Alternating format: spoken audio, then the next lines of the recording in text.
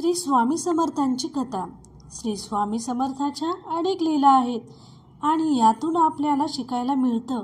स्वामींना आपल्या अनुभवातून प्रत्येकाला शिकवण दिली आहे असे आपण म्हणू शकतो. ही अशीच एक स्वामींची घटना आहे जी आपल्यासाठी प्रेरक ठरते. श्री स्वामी समर्थांना चोळप्याच्या मुलाबरोबर गोट्या खेळत होते.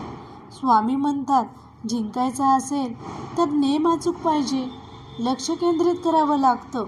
खेळ म्हटलं तर गोगाटा होणारच. चोळप्याची सासू पारायण करत असते. तिला त्याचा त्रास होतो.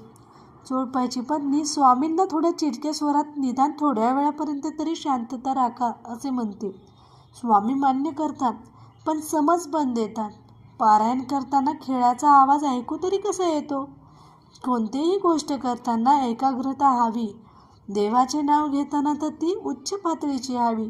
चोळप्या आपल्या एक स्नेहजन वामनराव बोडदेकर यांना स्वामी दर्शनाला आणतो. वामनबुवा स्वामींना पाहत राहतात. तेवढ्यात एका मुलाला भूक लागते म्हणून स्वामी आतून नैवेद्याचे अन्न आणून घास भरवतात. नैवेद्याचे अन्न आणताना चोळप्याची सासू विरोध करते, पण स्वामी जुमानत नाही. स्वामी सांगतात, पोथी नुसती वाचू नका, आचरणामध्ये आणा. अंधश्रद्धा, सोवळे ओवळे याच्या जास्त नादी लागू नका. चोळप्याची पत्नी आणि सासू चोळप्याजवळ तक्रार करतात, पण चोळप्या काही ऐकत नाही. तिकडे शास्त्रीबुवा आणि वामनबुवा स्वामीबद्दल घालून पाडून बोलतात.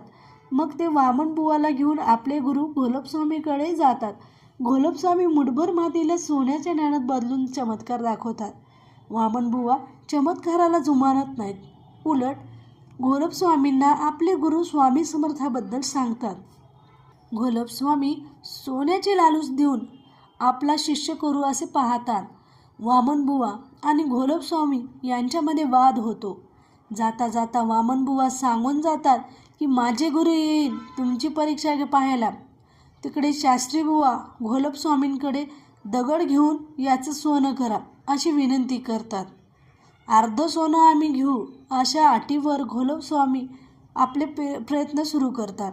पण काही केलं त्याला यश मिळत नाही. त्यांना वाटतं की वामनबुवांनी आपली विद्या हिरावली आहे म्हणून सूड घ्यायचा या उद्देशाने घोलपस्वामी धर्मशाळेत जातात.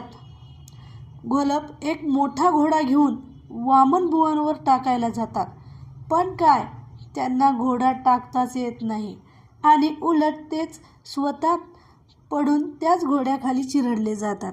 घोड्याच्या आवाजाने वामनबुवा जागे होतात. त्यांना लगेच सर्व प्रकरण कळते. मनोमन स्वामींनी आपले रक्षण केले याबद्दल धन्यवाद देतात. काही वेळांनी घोलप जागे होतात. त्यांना स्वामीचा बोध करतात. घोलप आपल्या सिद्धीचा उपयोग आपले प्रशस्त वाढायला करू नये. अरे, आपले सामर्थ्य आणि शक्तीचा उपयोग लोकांच्या कल्याणाकरता करावा असे स्वामी सांगतात. श्री स्वामी समर्थ.